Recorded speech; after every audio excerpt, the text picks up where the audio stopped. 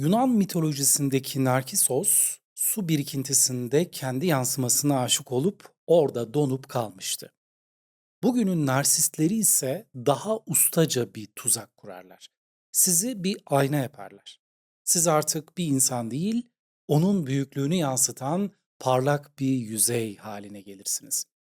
Ve ne zaman bu aynada kendi yüzünüzü görmeye çalışsanız, o yüzey bulanır ve size deli muamelesi yapılır. Narsisistik bir ilişkinin hikayesi şöyle başlar. İlk aşamada sanki hayatınızın filmine başrol oyuncusu gibi gelmiş hissedersiniz.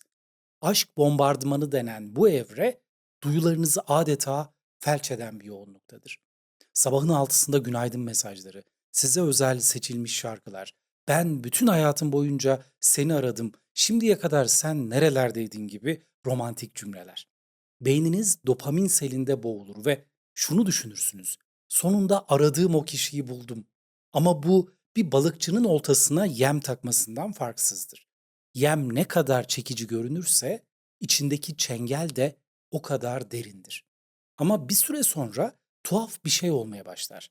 Dün söylenen sözler bugün sanki hiç söylenmemiş gibi davranılır. Gördüğünüz şeyler adeta hayal ürünü ilan edilir. Hissettiğiniz duygular abartılı damgası yer. Ve burada psikolojik terörün en kurnaz silahıyla tanışırsınız. Yani gaslightingle. Bu terim 1938 tarihli Gaslight adlı oyundan gelir. Adam karısını deli göstermek için evdeki gaz lambalarının ışığını kısıp sonra bunun gerçek olmadığını iddia eder. Modern narsist de aynı oyunu oynar. Siz bir şey gördüğünüzde görmemişsinizdir. Bir şey hissettiğinizde abartıyorsunuzdur. Bir şey hatırladığınızda kesinlikle yanlış hatırlıyorsunuzdur. Zamanla kendi zihninizdeki kayıtlara bile güvenemez hale gelirsiniz. Gerçeklik onların ağzından çıkan iki kelimeyle yeniden yazılır. Bir labirentte yürür gibi olursunuz. Çıkış kapısını her bulduğunuzda duvarlar yeniden şekillenip sizi başladığınız noktaya tekrar getirir. Bu bir cinayet değildir belki ama ruhunuzun esir alınmasıdır. Ve en kötüsü kurban kendini suçlu hisseder. Bir zamanlar dünyanın en harika insanı olarak yüceltilirken birdenbire her şeyiniz eksik ve hatalı olur.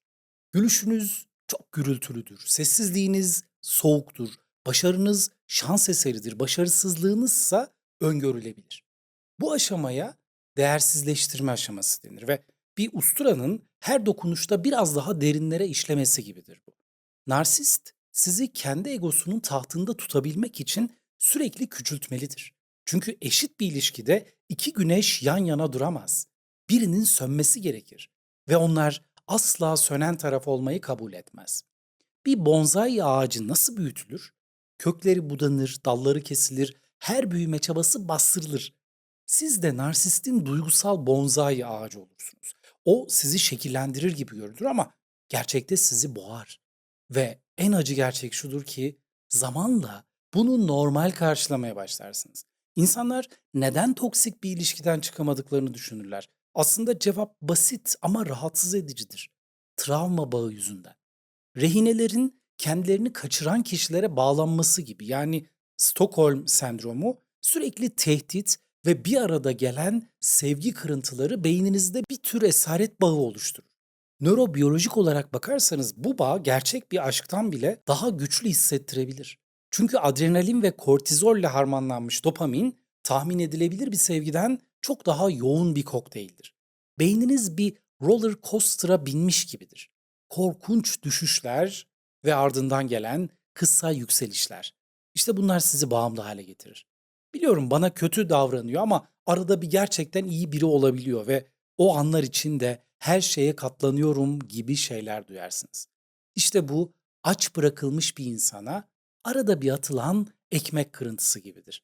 O kırıntılar zehirli olsa bile açlık o kadar büyüktür ki alternatifleri göremezsiniz. Narsistler asla yalnız savaşmazlar. Oz büyücüsündeki cadının uçan maymunları gibi etraflarında sürekli onları destekleyen, sizi izleyen ve onların yalanlarını doğrulayan bir ordu bulundururlar adeta. Eski sevgililer, sadece arkadaş olduğunu söyleyen insanlar, aile üyeleri hepsi narsistin egosunu besleyen ve sizi köşeye sıkıştıran birer figüran olabilir. Bir de üçgenleme taktiği vardır. Sürekli sizi başka biriyle kıyaslarlar. O böyle davranmazdı. Eski sevgilim bunu senden daha iyi yapardı. Arkadaşımın eşi çok daha anlayışlı gibi. Bu hem sizi kıskançlık ve güvensizlikle zehirler hem de yetersizlik hissini pompalayarak kontrol altında tutar. Ama gerçek şu ki siz bir ilişkide değilsiniz. Bir harem sisteminin parçasısınız ve narsist hepsini dengede tutarak kendi narsisistik ihtiyaçlarını besler. İşin en trajik yanı bu sürecin en başında içinizde bir şeylerin yanlış olduğunu bilen o kısık sesin olmasıdır. İlk buluşmadaki hafif rahatsızlık, ilk yalandan sonraki huzursuzluk, ilk değersizleştirmeden sonra midenizde hissettiğiniz o yanma, sezgileriniz size dumanı yangından çok daha önce göstermiştir aslında. Ama sonra tuhaf bir mantık devreye girmiştir. Belki de ben çok hassasım. Herkesin bir kusuru vardır. Zamanla değişebilir. Beni gerçekten seviyor. Sadece zor bir dönemden geçiyor gibi. Böylece en güvenilir dostunuza ihanet edersiniz. Yani kendi içsel bilgeliğinize. Kadınlarda sezgi evrimsel bir radar sistemi gibidir aslında. Tehlikeyi uzaktan algılayan bir kızılötesi sensör gibi çalışır. Ama toplum kadınlara sürekli fazla hassas, abartılı, mantıksız etiketi yapıştırır. Böylece kadınlar en güçlü silahlarını kendi elleriyle teslim ederler. Erkeklerde de bu sezgi vardır tabii ama erkeklere duygusal olmamaları öğretildiği için çoğunlukla bu sinyalleri görmezden gelmeleri daha kolaydır. Fakat gerçek şu ki eğer birisiyle beraberken sürekli kendinizi savunuyor, açıklıyor ve kanıtlamaya çalışıyorsanız yanlış tiyatroda, yanlış oyunda ve yanlış roldeki oyuncusunuz demektir. Neden akıllı, başarılı, güçlü insanlar toksik ilişkilere düşerler sizce? Cevap çocukluğumuzda gizlidir. Eğer sevgiyi şartlı olarak almaya alışmışsanız, acaba yeterince iyi olursam sevilir miyim sorusuyla büyümüşseniz, narsist bir partner size tanıdık gelir. Çünkü o çocukken oynanan oyunun yetişkin versiyonudur. Bağlanma teorisi bunu açıkça ifade eder. Güvensiz bağlanma stili, yani kaygılı veya kaçıngan stiller sizi sağlıksız ilişkilere meyilli kılar. İşte travmanın tekrarı budur. Siz dünyaya kırık merceklerle bakarsınız. Güneşi bile siyah beyaz görürsünüz. İyileşmek o mercekleri söküp atmak ve gerçeği olduğu gibi görebilmektir. Ve bu yalnızlıkta, sessizlikte, kendi ruhunuzun derinliklerinde yapılan bir duygusal ameliyat gibidir. Bir narsistle ilişkiyi bitirmek normal bir ayrılık gibi olmaz. Çünkü onlar için siz bir insan değil, bir narsisistik kaynaksınız. Siz gittiğinizde sanki elektrik fişi çekilmiş gibi hissederler ve geri dönmeniz için de her şeyi yaparlar. Yalvarır, tehdit eder, değiştiğini iddia eder, size hediyeler gönderirler. Tek çözüm tamamen iletişimi kesmektir. Sıfır temas sadece bir taktik değil, bir duygusal hayatta kalma stratejisi. Çünkü her mesaj, her telefon görüşmesi, her sosyal medya etkileşimi yaranızı biraz daha kaşımaktır. Bu süreç bir bağımlılıktan kurtulmaya benzer. İlk günler cehennemi andırır adeta. Vücudunuz titrer, beyniniz acı çeker, elleriniz sürekli telefona uzanır ama zamanla sisler dağılır.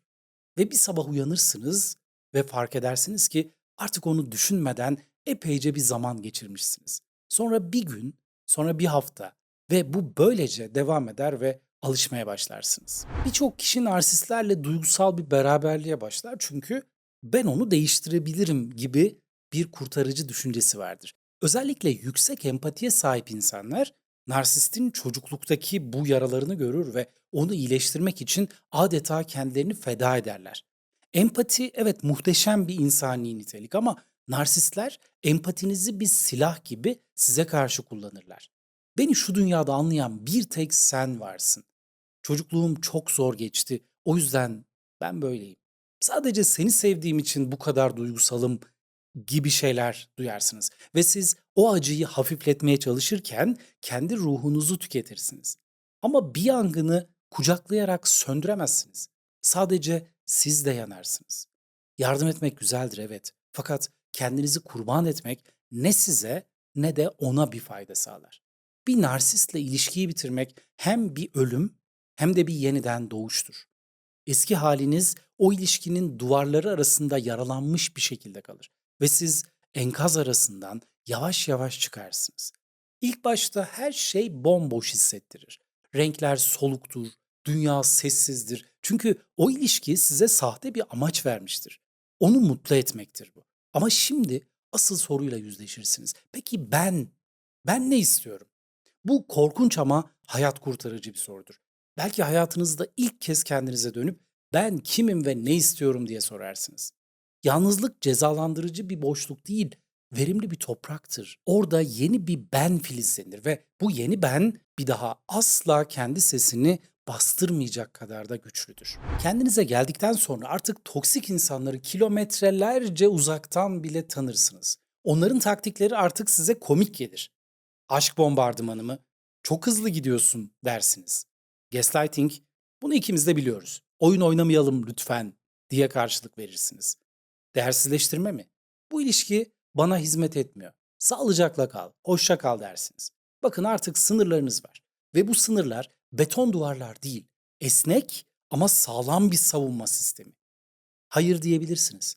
İhtiyaçlarınızı ifade edebilirsiniz ve en önemlisi birisi sizi rahatsız ettiğinde oradan uzaklaşabilirsiniz. İlişkilerdeki bazı kırmızı bayraklar şunlardır bakın.